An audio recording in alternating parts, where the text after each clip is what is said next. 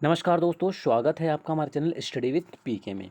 दोस्तों, आपकी आने वाली एग्ज़ाम के लिए हम लगातार मॉडल पेपर लेकर आते हैं, जिसमें दोस्तों आपको मोस्ट आईएमपी क्वेश्चन देखने को मिलते हैं। ये क्वेश्चन दोस्तों आपकी एग्ज़ाम को ध्यान में रखते हुए मॉडल पेपर में शामिल किए जाते हैं। जी हाँ दोस्तों, हर एक क्वेश्चन आपकी आगामी एग्जाम से रिलेटेड है। कोई भी क्वेश्चन आपको एग्जाम के बाहर का देखने को नहीं मिलेगा। तो दोस्तों वीडियो को अंत तक जरूर देखिएगा, क्योंकि दोस्तों अगर आपको यहाँ से क्वेश्चन पूछे जाते हैं तो एक भी प्रश्न आपसे छूटना नहीं चाहिए। ठीक है, सभी क्वेश्चंस के आंसर आपको पता होना चाहिए। तो चलिए दोस्तों, बिना किसी देरी के स्टार्ट करते हैं वीडियो। अगर आप चैनल को अभी भी पहली बार देख रहे हैं तो चैनल को सब्सक्राइब कर लीजिए। ठीक है, ये क्वेश्चन दोस्तों आपको लगातार एग्जाम में देखने को मिलते हैं, वही क्वेश्चन हमने आपको इस मॉडल पेपर में शामिल किया है। ठीक है, चलिए तो पहला प्रश्न है दोस्तों, मजदूर किसान शक्ति संगठन किससे संबंधित है? ठीक है, आपको बताना दोस्तों कि मजदूर किसान शक्ति संगठन किससे संबंधित है। अगर एग्जाम में ये क्वेश्चन पूछा जाए दोस्तों, ठीक है, तो आपको याद रखना है ये आपके सूचना अधिकार से संबंधित है। ऑप्शन नंबर डी आपका आंसर हो जाएगा, सूचना अधिकार से संबंधित है आपका मजदूर किसान शक्ति संगठन। ठीक है, अगर एग्जाम में पूछा जाए तो याद रखिएगा। ठीक है ना, चलिए आगे बढ़ते हैं दोस्तों। लोक सेवा आयोग के सदस्यों को उनसे उनके पद से हटाने का आधार है। आपको बताना दोस्तों कि लोक सेवा आयोग के सदस्यों को उनके पद से हटाने का जो आधार है वो 4 ऑप्शन दिए गए, इनमें से कौन सा है? ठीक है, तो याद रखिए दोस्तों, भारतीय संविधान के अनुच्छेद 317 में लोक सेवा आयोग के अध्यक्ष व सदस्यों को हटाने के बारे में प्रावधान व प्रक्रिया का उल्लेख है। ये भी चीज़ आपको याद रखना है। ठीक है, अनुच्छेद 317 में इसके तहत दोस्तों भारत का राष्ट्रपति कदाचार, दिवालिया एवं अन्य सवेतन नियोजन मतलब अपने पद पर बने रहते हुए भी अन्य किसी संस्थान से वेतन प्राप्त करना, या जब वह राष्ट्रपति की राय में अपने पद पर बने रहने के लिए मानसिक या शारीरिक रूप से सक्षम नहीं होता दोस्तों, तो लोक सेवा आयोग के सदस्य अध्यक्ष को उनके पद से हटाया जा सकता है। ठीक है, तो इनके आधार के अंतर्गत जो आपको तीन ऑप्शन दिए ए बी सी, ये तीनों ही आएंगे। तो ऑप्शन नंबर डी आपका आंसर हो जाएगा। ठीक है, मानव रहित रेलवे क्रॉसिंग को समाप्त करने वाला मध्य प्रदेश का पहला रेलवे क्षेत्र कौन सा है? ठीक है, आपको बताना दोस्तों कि मानव रहित रेलवे क्रॉसिंग को समाप्त करने वाला मध्य प्रदेश का पहला रेलवे क्षेत्र कौन सा है? बहुत अच्छा क्वेश्चन दोस्तों, तो याद रखिएगा पश्चिम मध्य रेलवे क्षेत्र। ठीक है, ऑप्शन नंबर ए आपका आंसर हो जाएगा, पश्चिम मध्य रेलवे क्षेत्र, जिसका मुख्यालय दोस्तों जबलपुर में है। मानव रहित रेलवे क्रॉसिंग को समाप्त करने वाला मध्य प्रदेश का पहला रेलवे क्षेत्र है। ठीक है, चलिए आगे बढ़ते हैं। मालवा ताप विद्युत गृह मध्य प्रदेश के किस जिले में स्थित है? बहुत अच्छा क्वेश्चन दोस्तों, एमपीजी के अंतर्गत ये क्वेश्चन बार बार रिपीट होता है। जिनको पता है बहुत अच्छी बात है दोस्तों, जिनको नहीं पता है उनको पता होना चाहिए कि ये आपके खंडवा जिले में स्थित है। ठीक है, मालवा ताप विद्युत गृह मध्य प्रदेश के खंडवा जिले में स्थित है, ये आपको याद रखना है। ठीक है, और इसकी स्थापना भी याद रखिएगा, वर्ष 2008 में हुई थी। ठीक है ना, चलिए आगे बढ़ते हैं, देखते हैं नेक्स्ट क्वेश्चन क्या है। निम्न में से किस राष्ट्रीय उद्यान में मध्य प्रदेश के एकमात्र रेप्टाइल पार्क की स्थापना की गई थी? दोस्तों ये क्वेश्चन लगातार एग्जाम में रिपीट होता है। देखिए काफ़ी इजी क्वेश्चन इसलिए क्योंकि सभी को इसका आंसर पता है, और इंपॉर्टेंट क्वेश्चन इसलिए दोस्तों कि ये एग्जाम में बार बार रिपीट होता है। ठीक है, और रिपीट होने की वजह से ही सभी को इसका आंसर पता है दोस्तों, पन्ना राष्ट्रीय उद्यान। ठीक है, पन्ना राष्ट्रीय उद्यान में मध्य प्रदेश के एकमात्र रेप्टाइल पार्क की स्थापना की गई। ठीक है, और इस उद्यान या पार्क की स्थापना जो है दोस्तों, ये भी याद रखना है आपको, वर्ष 1981 में की गई थी। ठीक है ना, याद रखिएगा, पन्ना जिले में। संगमरमर की चट्टानों के लिए कौन सा शहर प्रसिद्ध है? दोस्तों सभी को इसका आंसर पता है, पर एग्जाम में एमपीजीके के अंतर्गत ये क्वेश्चन ये रिपीट होते रहता है, तो सभी को पता है दोस्तों, ऑप्शन नंबर सी काफी इजी क्वेश्चन है, जबलपुर आपका आंसर हो जाएगा। ठीक है, निम्न में से कौन मध्य प्रदेश का प्राकृतिक क्षेत्र नहीं है? अब आपको बताना दोस्तों, दिए गए जो 4 ऑप्शन है ए बी सी डी, ये सी है, इनमें से मध्य प्रदेश का प्राकृतिक क्षेत्र के अंतर्गत कौन सा क्षेत्र नहीं आता है? ठीक है, तो याद रखिए दोस्तों, जो पश्चिमी घाट है, ऑप्शन नंबर बी, ये आपके प्राकृतिक क्षेत्र के अंतर्गत नहीं आता है। ठीक है ना, जबकि मध्य भारत का पठार, सतपुड़ा व मैकाल क्षेत्र एवं नर्मदा सोन घाटी मध्य प्रदेश के प्राकृतिक क्षेत्र के अंतर्गत आते हैं। ठीक है ना, याद रखिएगा। शुद्ध जल का अधिकतम घनत्व किस तापक्रम पर होता है? ठीक है, आपको बताना दोस्तों कि शुद्ध जल का जो अधिकतम घनत्व है दोस्तों, वो किस तापक्रम पर होता है। काफ़ी बार ये क्वेश्चन भी एग्जाम में आपको देखने को मिलता है दोस्तों, तो आपको याद रखना है। ठीक है ना, किस तापक्रम पर होता है दोस्तों? 0 degree Celsius, -15 degree Celsius, 4 degree Celsius या 15 डिग्री सेल्सियस। ठीक है, तो अगर आपको ये क्वेश्चन एग्जाम में दिखता है तो आपको याद रखना है दोस्तों, ये होता है दोस्तों 4 डिग्री सेल्सियस पर। ठीक है, शुद्ध जल का अधिकतम घनत्व दोस्तों वो 4 डिग्री सेल्सियस पर होता है। ठीक है, आपको याद रखना है, बहुत अच्छा क्वेश्चन है एग्जाम के लिए। ठीक है दोस्तों, सामान्यतः ताप बढ़ाने पर क्या होता है, द्रव का आयतन बढ़ता है और घनत्व घटता है, परंतु जल इस नियम का एक अपवाद है। ठीक है, ये भी आपको याद रखना है। इसमें क्या होता है दोस्तों, 0 डिग्री सेल्सियस से 4 डिग्री सेल्सियस तक जल का आयतन घटता है तथा 4 डिग्री सेल्सियस से ऊपर के ताप में वृद्धि करने पर जल का आयतन बढ़ता है। ठीक है, याद रखिएगा। निम्न में से सबसे हल्की गैस कौन सी है, आपको बताना है दोस्तों कि दिए गए ऑप्शन में से सबसे हल्की गैस कौन सी है, तो वह है दोस्तों आपकी हीलियम। ठीक है, ऑप्शन नंबर बी आपका आंसर हो जाएगा हीलियम, याद रखिएगा। ठीक है, चलिए आगे बढ़ते हैं।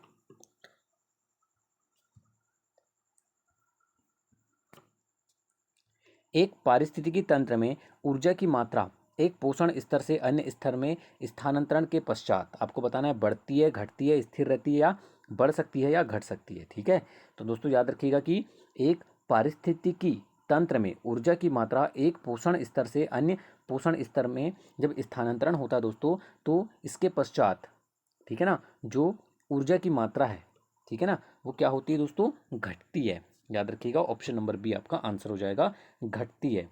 ठीक है ना, याद रखिएगा, बहुत अच्छा क्वेश्चन है। देखिए दोस्तों, किसी भी पारिस्थितिक तंत्र में प्रत्येक पोषक स्तर अपने पूर्व स्तर से लगभग 10% ऊर्जा प्राप्त करता है और श्रृंखला की हर कड़ी पर ऊर्जा का अत्यधिक ह्रास होता है। ठीक है, याद रखिएगा। किस देश ने आईसीसी अंडर 19 विश्व कप 2020 का खिताब जीता है। ठीक है, आपको बताना है कि किस टीम ने, किस देश की टीम ने आईसीसी अंडर 19 विश्व कप का खिताब जीता है दोस्तों, आपको बताना है। तो याद रखिएगा, ये जीता है आपका बांग्लादेश ने। ऑप्शन नंबर डी आपका आंसर हो जाएगा दोस्तों, बांग्लादेश। ठीक है, ये भी क्वेश्चन काफ़ी बार एग्जाम में पूछा जा सकता है आपको। सितंबर 2020 में निम्न में से किसे भारतीय महिला क्रिकेटर टीम का चयन वाली महिला चयन समिति का अध्यक्ष चुना गया है। ठीक है, बहुत अच्छा क्वेश्चन है दोस्तों, याद रखिएगा। सितंबर 2020 में निम्न में से किसे भारतीय महिला क्रिकेटर की टीम का चयन वाली महिला चयन समिति का अध्यक्ष चुना गया है। बहुत अच्छा क्वेश्चन है दोस्तों, तो याद रखिएगा, ये चुना गया है किसे, नीतू डेविड को। ऑप्शन नंबर सी आपका आंसर हो जाएगा। ठीक है, पूर्व भारतीय महिला क्रिकेटर नीतू डेविड को भारतीय महिला क्रिकेटर टीम के चयन वाली महिला चयन समिति का अध्यक्ष चुना गया है। ठीक है, याद रखिएगा। मध्य प्रदेश राज्य अनुसूचित जाति आयोग की स्थापना की गई। ठीक है, आपको बताना दोस्तों कि मध्य प्रदेश राज्य अनुसूचित जाति आयोग की स्थापना कब की गई, अगर एग्जाम में पूछा जाए तो याद रखिएगा दोस्तों, इसकी स्थापना जो है वो वर्ष 1995 में की गई। ठीक है, चलिए आगे बढ़ते हैं। याद रहेगा, आपको भूलना नहीं है दोस्तों, एक भी क्वेश्चन आपको भूलना नहीं है, सभी क्वेश्चन याद रखना है। भारतीय खाद्य संरक्षण मानक प्राधिकरण FSSAI, ठीक है, का मुख्यालय कहाँ पर है, आपको बताना है। ठीक है, अगर एग्जाम में क्वेश्चन ये पूछ लिया जाए दोस्तों, तो याद रखिएगा, इसका मुख्यालय जो है वो नई दिल्ली में है। ठीक है ना, याद रहेगा आपको, कहाँ पर है, नई दिल्ली में। और दोस्तों इसकी स्थापना वर्ष 2006 में हुई थी, ये भी चीज़ आपको याद रखना है, दोनों चीज़ याद रखना है। नई दिल्ली में इसका मुख्यालय है और इसकी स्थापना वर्ष 2006 में हुई। ठीक है, भारत के संविधान का अनुच्छेद 368 किसके संबंध में है। ठीक है, आपको बताना है कि भारत के संविधान का जो अनुच्छेद 368 है दोस्तों, वो किसके संबंध में है। जो 4 ऑप्शन दिए गए हैं, इन्हीं में से बताना दोस्तों कि किसके संबंध में है। काफ़ी अच्छा क्वेश्चन दोस्तों, एग्जाम में पूछा जाता है काफ़ी बार। ठीक है, 4 ऑप्शन पढ़ना है और आपको बताना है कि किसके संबंध में है अनुच्छेद 368। ठीक है, तो ये है दोस्तों आपका संविधान के भाग 20 के अनुच्छेद 368 में संसद को, ठीक है, संसद को संविधान एवं इसकी व्यवस्था में संशोधन की शक्ति प्रदान की गई है। ठीक है, तो ऑप्शन नंबर ए आपका आंसर हो जाएगा, संविधान का संशोधन करने की शक्ति भारत की संसद की शक्ति। ठीक है, याद रखिएगा। निम्नलिखित में से कौन सा एक भारत के संविधान के अधीन मानव अधिकार है, साथ ही मूल अधिकार भी है। ठीक है, तो याद रखिएगा दोस्तों कि भारतीय संविधान के अनुसार शिक्षा का अधिकार मानव अधिकार के अंतर्गत भी आता है और इसे वर्ष 2002 में, ठीक है, 86वें संविधान संशोधन के जरिए संविधान की धारा 21 में ए जोड़कर शिक्षा को मौलिक अधिकार भी बनाया गया था। ठीक है, याद रखिएगा, बहुत अच्छा क्वेश्चन है। तो ऑप्शन नंबर बी आपका आंसर हो जाएगा शिक्षा का अधिकार। मोस्ट टाइम भी क्वेश्चन है दोस्तों ये सभी। विश्व की शीर्ष अर्थव्यवस्था वाली 7 देशों के समूह G7 में कौन सा देश शामिल नहीं है? ठीक है, आपको बताना दोस्तों G7 में कौन सा देश शामिल नहीं है, तो वो है दोस्तों आपका ऑप्शन नंबर सी, सऊदी अरब। ठीक है, याद रखिएगा। देखिए दोस्तों G7 में आपके कौन कौन से देश होंगे? Canada, France, Germany, Italy, Japan, United kingdom एवं संयुक्त राज्य अमेरिका, मतलब यूएसए। ठीक है, ये 7 राज्य हैं। निम्न में से कौन सी एक संवैधानिक संस्था नहीं है? दिए गए ऑप्शन में से दोस्तों आपको बताना है कि निम्न में से कौन सी एक संवैधानिक संस्था के अंतर्गत नहीं आती है। बहुत अच्छा क्वेश्चन है दोस्तों, तो याद रखिएगा, राष्ट्रीय मानव अधिकार आयोग एक संवैधानिक आयोग नहीं है। ठीक है, राष्ट्रीय मानव अधिकार आयोग जो है दोस्तों एक संवैधानिक आयोग नहीं है, क्योंकि राष्ट्रीय मानव अधिकार आयोग का गठन मानव अधिकार संरक्षण अधिनियम 1993 में किया गया था। ठीक है, यह इसी कारण दोस्तों यह एक संवैधानिक स्वायत्त निकाय है। ठीक है, याद रखिएगा। जनसंख्या का सिद्धांत निम्न में से किस अर्थशास्त्री ने दिया? आपको बताना दोस्तों कि जनसंख्या का सिद्धांत निम्नलिखित में से किस अर्थशास्त्री के द्वारा दिया गया? तो याद रखिएगा दोस्तों, एग्जाम में पूछा जाता है काफ़ी बार। ठीक है, ये दिया था रॉबर्ट मॉल्थस ने। ठीक है, याद रखिएगा, रॉबर्ट मॉल्थस ने दिया था। ऑप्शन नंबर सी आपका आंसर हो जाएगा। ठीक है ना, चलिए आगे बढ़ते हैं। मध्य प्रदेश में आम अनुसंधान संस्थान कहाँ पर स्थित है? बहुत अच्छा क्वेश्चन है दोस्तों, आपको बताना है कि मध्य प्रदेश में आम अनुसंधान संस्थान कहाँ पर स्थित है। काफ़ी बार एग्जाम में ये क्वेश्चन आपको देखने को मिलेगा। तो याद रखिए दोस्तों, रीवा जिले के गोविंदगढ़ क्षेत्र में स्थित है। ठीक है, किस जिले में पूछा जाएगा तो रीवा जिले में याद रखना है, और आपको अगर स्थान दिया जाएगा तो गोविंदगढ़ क्षेत्र में स्थित है। ठीक है, याद रखिएगा। मध्य प्रदेश के मालवा के पठार को क्या कहा जाता है? बहुत अच्छा क्वेश्चन है दोस्तों, आपको बताना है कि मध्य प्रदेश के मालवा के पठार को क्या कहा जाता है। बहुत अच्छा क्वेश्चन दोस्तों, याद रखिएगा। मध्य प्रदेश के मालवा के पठार को मध्य भाग का गेहूं का क्षेत्र भी कहा जाता है। ठीक है, याद रखिएगा, गेहूं का क्षेत्र कहा जाता है। ऑप्शन नंबर ए आपका आंसर हो जाएगा। पन्ना की प्रसिद्ध हीरा खदानें निम्न में से किस सीरीज के अंतर्गत आती है? मोस्ट आईएमपी क्वेश्चन दोस्तों, काफी बार एग्जाम में पूछा गया ये कि मध्य प्रदेश के पन्ना जिले में स्थित जो हीरा खदानें हैं वो दोस्तों याद रखिएगा बिजावर सीरीज के अंतर्गत आती है। ठीक है, किस सीरीज के अंतर्गत आती है? बिजावर सीरीज के अंतर्गत आती है। और दोस्तों जो बिजावर सीरीज होती है वो मुख्य रूप से निचले कडप्पा शैल समूह के का ऊपरी स्तर होता है। ठीक है, जिनमें हीरे की खदानें मिलती है। ठीक है, याद रखिएगा, बिजावर सीरीज। मध्य प्रदेश के शहरों को नियमित वायु सेवा प्रदान करने वाली एयरवेज है। आपको बताना दोस्तों कि मध्य प्रदेश के शहरों को नियमित वायु सेवा प्रदान करने वाली जो एयरवेज है दोस्तों, 4 ऑप्शन दिए गए हैं, इनमें से बताना है वो कौन सी है। ठीक है, तो वो है दोस्तों दक्कन एयरवेज। ठीक है, कौन सी है दोस्तों? Deccan Airways. Option number A आपका आंसर हो जाएगा। याद रखिएगा, एमपीजी के अंतर्गत ये क्वेश्चन आपको पूछा जा सकता है। वर्ष 2020 में भारत के बाहर किस शहर में पहला योग विश्वविद्यालय स्थापित किया गया है? ठीक है, आपको बताना दोस्तों कि वर्ष 2020 में भारत के बाहर कहाँ पर पहला योग विश्वविद्यालय स्थापित किया गया? तो याद रखिएगा दोस्तों, जून 2020 में। ठीक है, जून 2020 में भारत के बाहर अमेरिका के लॉस एंजलिस शहर में पहला योग विश्वविद्यालय स्थापित किया गया है।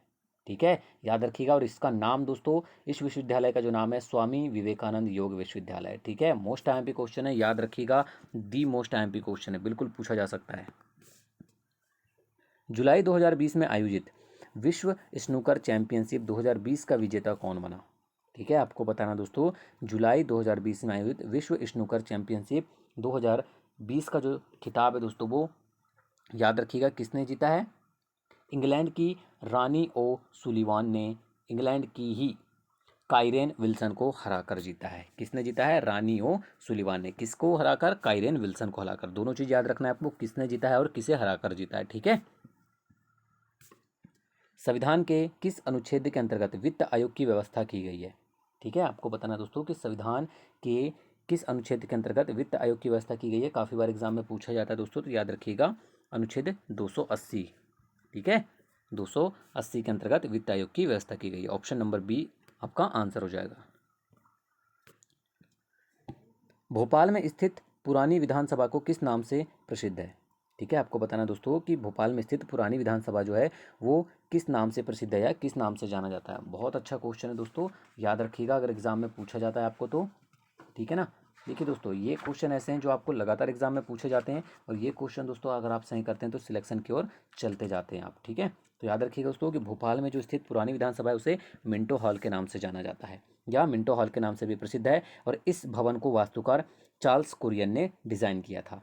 ठीक है, याद रखिएगा। चलिए आगे बढ़ते हैं।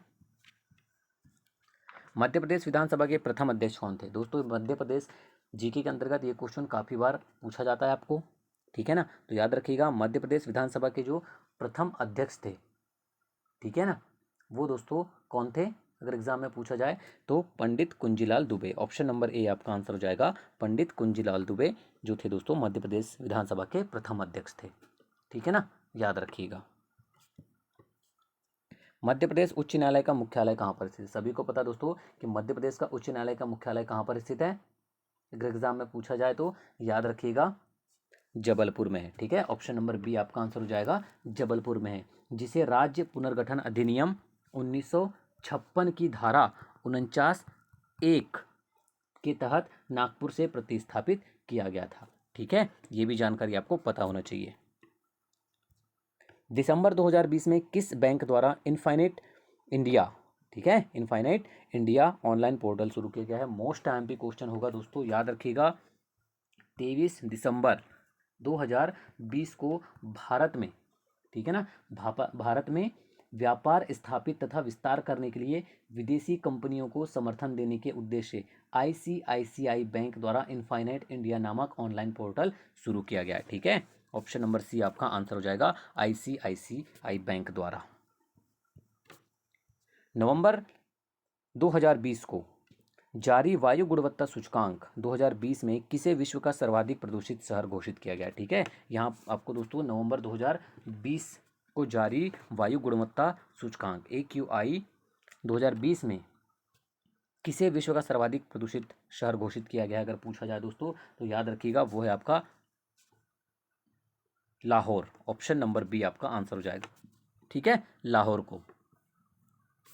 ऑपरेशन क्लीन आर्ट क्या है? बहुत अच्छा क्वेश्चन दोस्तों, मोस्ट आईएमपी क्वेश्चन है, याद रखिएगा। भारत में नेबलों को बचाने के लिए ऑपरेशन क्लीन आर्ट अभियान चलाया जा रहा है। ठीक है, तो ऑप्शन नंबर बी आपका आंसर हो जाएगा, नेबलों को बचाने से संबंधित है। ठीक है ना, याद रहेगा आपको। चलिए आगे बढ़ते हैं। अंतर्राष्ट्रीय बौद्धिक संपदा सूचकांक 2020 में भारत को कौन सा स्थान प्राप्त हुआ है? ठीक है, तो याद रखिएगा दोस्तों, अंतर्राष्ट्रीय बौद्धिक संपदा सूचकांक 2020 में भारत को कौन सा स्थान प्राप्त हुआ है? 40वां। ऑप्शन नंबर बी आपका आंसर हो जाएगा, 40वां, याद रखिएगा। ठीक है, तो ये थे दोस्तों आज के मोस्ट आईएमपी क्वेश्चंस जो कि आपके आगामी एग्जाम में पूछे जा सकते हैं। ठीक है, तो वीडियो को अंत तक देखने के लिए धन्यवाद दोस्तों। वीडियो पसंद आया हो तो लाइक और शेयर जरूर कीजिएगा।